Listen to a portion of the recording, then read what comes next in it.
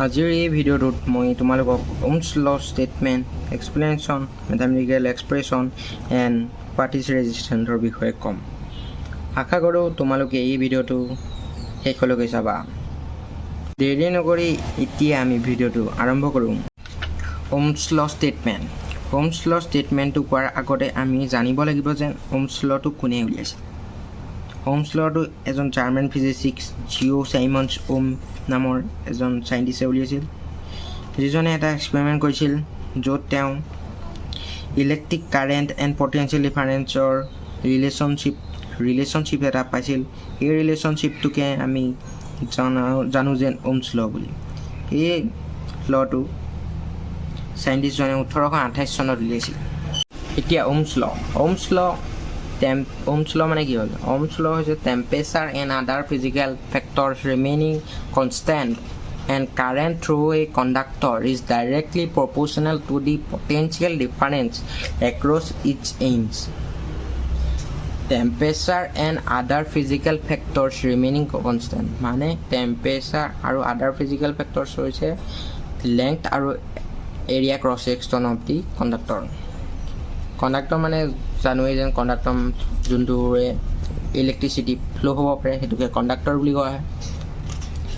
ইয়াত কোৱা হৈছে যেন কাৰেণ্ট থ্ৰু এই কণ্ডাক্টৰ মানে কাৰেণ্ট আৰু proportional potential difference directly proportional হয়। Mathematical expression potential difference and current according to Ohm's law পৰা আমি গম পালোঁ। V proportional to I. V হৈছে potential difference, proportional to I মানে কাৰেণ্ট।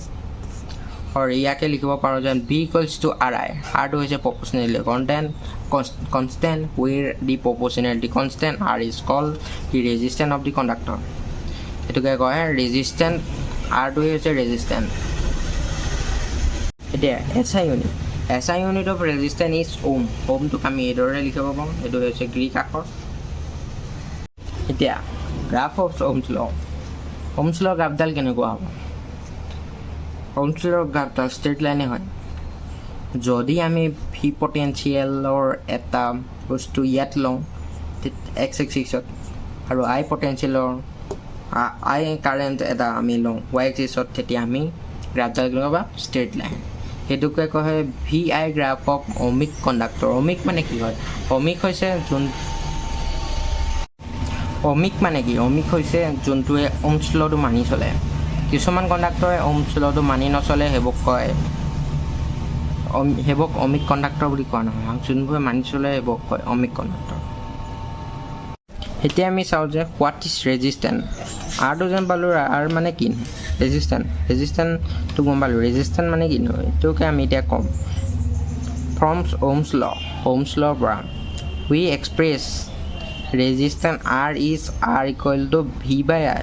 আৰ আমি পাইছিলোঁ যেন V equals to R I, সেইটোকে আমি লিখিব পাৰোঁ R equal to V by I মানে। It is the property. ৰেজিষ্টেন্সটো হৈছে এটা property by virtue of which it opposes the flow' of charge in a conductor. It is a property by virtue of which it opposes the flow' of charge in conductor. Resistance হৈছে এটা property যাৰ দ্বাৰাই আমি ফ্ল' of কাৰেণ্টটো conductor আমি opposed কৰিব পাৰোঁ মানে বাধা দিব পাৰোঁ। ইয়াৰে আমাৰ ভিডিঅ'টো শেষ কৰিছোঁ। ভিডিঅ'টো চাই ভাল পালে যদি কমেণ্টত জনাব, আৰু কোন টপিকত ভিডিঅ' লাগে কমেণ্টত দি কৈ দিব। মই সেই টপিকতে ভিডিঅ'টো বনাবলৈ চেষ্টা কৰিম। আৰু এই ধৰণৰ ভিডিঅ' চাবলৈ হ'লে মোৰ চেনেলটো ছাবস্ক্ৰাইব কৰিব, লাইক কৰিব আৰু শ্বেয়াৰ কৰিব। Thank U.